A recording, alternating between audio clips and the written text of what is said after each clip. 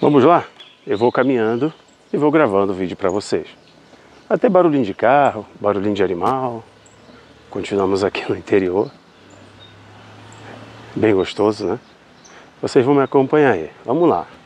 Bom, o Irã quer fechar o mar Mediterrâneo. Mar Mediterrâneo, que é o maior mar do interior do mundo. Mar do interior. É o mar que se conecta diretamente com o Oceano Atlântico. O mar que se conecta a outras regiões marítimas também importantes utilizando os estreitos, né? Bósforo, Gibraltar e por aí vai. O mar do interior com 2,5 milhões de quilômetros quadrados. É o maior mar do interior. Banha 3 continentes, né? África, Ásia e Europa. Inclusive, quando vocês vão ler alguma notícia de barcos, embarcações de imigrantes que estão tentando sair da Somália, da Eritreia, da Etiópia e acessar a Europa, acessar a Espanha, acessar qualquer outro país europeu, aquela cena, né, tão trágica do ponto de vista humano, bizarra, de 300 pessoas num barquinho que cabem 50 pessoas, vindo da África. Eles estão atravessando o Mediterrâneo.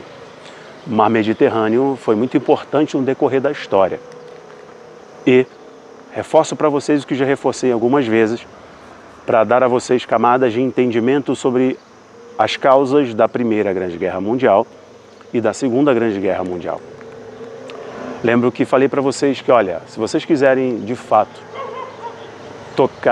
pontuar as causas da Primeira Grande Guerra e da Segunda Grande Guerra, a segunda foi consequência da primeira, vocês devem falar sobre o domínio de rotas marítimas e comerciais. Marítimas comerciais, portanto.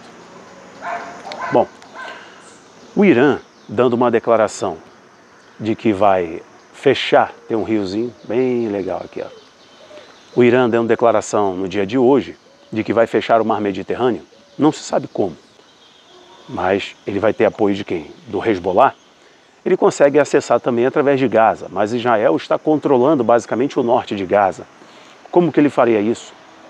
O Irã já está há um bom tempo perturbando o Mar Vermelho, utilizando as milícias terroristas que atuam ali no Iêmen, que são os Houthis. Bom, mas essa ameaça iraniana, ela é grande, ela é séria, e ela vem por causa das ações de Israel ali em Gaza. Então, se Israel não parar o bombardeio em Gaza, o Irã vai fechar o mar Mediterrâneo. Nós estamos falando de um impacto mundial. Bom, o mar Mediterrâneo, ele é responsável por um eixo de deslocamento, né, comercial muito grande, principalmente utilizando o canal de Suez, uma rota comercial bem considerável que foi descoberta. Inclusive, se nós olharmos para o passado, vocês vão ver que as grandes batalhas, desde a época bizantina, as grandes batalhas do Império Turco-Otomano, que inclusive ali as batalhas no Mediterrâneo, as batalhas naquela região, que deram vitórias às campanhas de Maomé, etc., foram importantes ali para o Império Otomano, para o último grande califado, para tomar parte da Europa, África e Ásia, que são justamente os continentes banhados diretamente pelo mar Mediterrâneo. Então, quando o Irã fala agora que vai fechar o mar Mediterrâneo, é claro que isso soa um alerta mundial. Porém, se a gente for olhar do ponto de vista da geopolítica, a gente não... Eu, por exemplo, como que eles fariam isso? Utilizando o Hezbollah? Como que eles fariam isso? Utilizando as milícias do Houthis? Não seria possível, geograficamente, a posição deles, a atuação deles. É claro que muitas nações são banhadas pelo Mediterrâneo, nações muçulmanas, nações que têm milícias terroristas apoiadas pelo Irã. Mas os conflitos ali da Península Arábica não são novos. E é um problema não só para a Arábia Saudita, mas é um problema para as potências ocidentais e suas grandes companhias que controlam o Estreito de Hormuz, inclusive utilizam Israel muito bem para isso, naquela passagem tão importante. Podemos estar diante daquele grande jogo da de inflacionar o mercado de petróleo no mundo, né? Olha o jogo que está acontecendo agora por uma questão energética também. As autoridades militares do Líbano, que é onde o Hezbollah atua diretamente, declaração no dia de ontem, inclusive.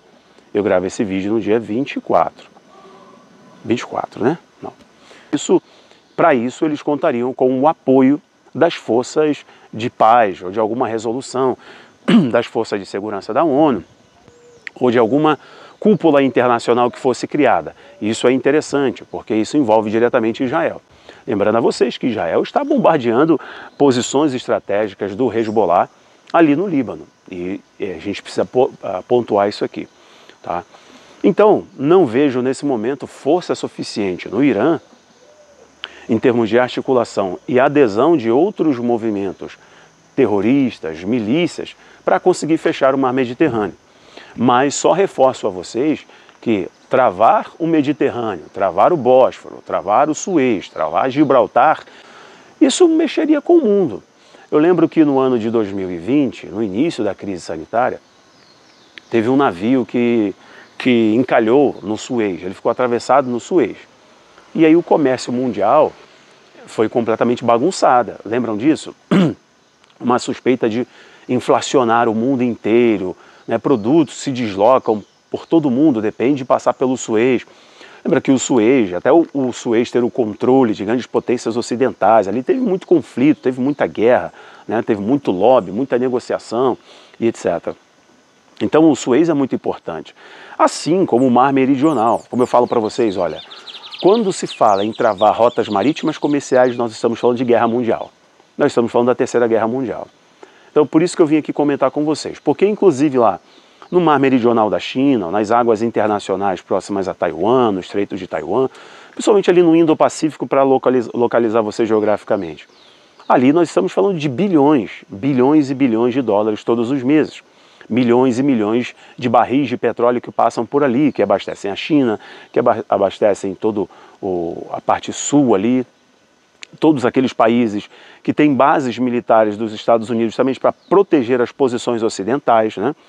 Uma das maiores bases militares da Marinha dos Estados Unidos, fora dos Estados Unidos, a maior está naquela região ali, né? Então, essa questão do Irã ameaçar fechar o mar Mediterrâneo me fez vir aqui comentar com vocês, porque pode se tornar algo sério. Não sei como eles fariam isso, por uma questão de geografia, por questão de força para travar. Eu sei que o Mar Vermelho está completamente bagunçado hoje por causa das forças terroristas dos Houthis, que contam com armamento iraniano, contam com antigo armamento soviético, que hoje a Rússia herdou, o armamento soviético, e eles compram esses armamentos da Rússia, né? Compram drones iranianos, aviões russos, né? Helicópteros, etc., armas de guerra, para poder sequestrar navios e colocar o terror ali no Mar Vermelho, que é um problema não só para Israel, é um problema para a Europa. Navios, né, que pertencem a vários países, né? É uma companhia gigantesca que vai a Israel, Europa, etc., foi sequestrado recentemente e os Houthis estão ameaçando fazer isso com muita frequência. Deixa eu virar para cá que a luz fica melhor. Então, meus amigos, eu vou estar observando isso, vim fazer esses comentários para vocês, do ponto de vista da geopolítica, e depois eu volto aí no decorrer do dia ou amanhã, conversando um pouco mais com vocês sobre outras questões e outras demandas. Lembrando que a questão central que fez o Irã dar a ameaça é porque o Hezbollah está sendo desmantelado e porque Israel está bombardeando Gaza. Lembrar a vocês que as forças terroristas do Hamas recusaram um cessar-fogo com troca de reféns. Eles queriam um cessar-fogo por pressão internacional, né? E é claro que eles usam vítimas humanas como escudo, né? Hospitais, escolas, até cemitérios. Até os mortos eles utilizam como escudo para disparar os seus mísseis, para estabelecer suas brigadas. Que gostoso. Israel não aceitou o cessar-fogo, Israel ignorou inclusive o apelo internacional e os Estados Unidos se abstiveram de pressionar Israel dessa vez para não atacar mais as forças terroristas do Hamas em Gaza. No dia de hoje, a informação inclusive que eu trago para vocês, os portais israelenses afirmam que Israel está a um passo de controlar totalmente a parte norte de Gaza, onde historicamente o Hamas utilizou para construir o tal corredor da Cisjordânia, que é aquele corredor que conecta ali a faixa de Gaza até a Cisjordânia, né?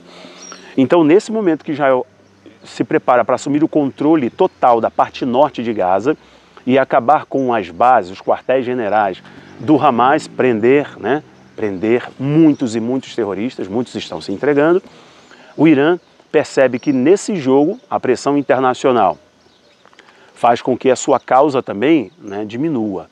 Uma coisa interessante aqui, que fiquei com uma pulguinha atrás da orelha, é que o líder do Hezbollah, que atua no Líbano, deu uma declaração hoje dizendo também: nós não entramos na guerra quando o Hamas atacou Israel porque o Hamas não deixou, a autoridade do Hamas não deixou.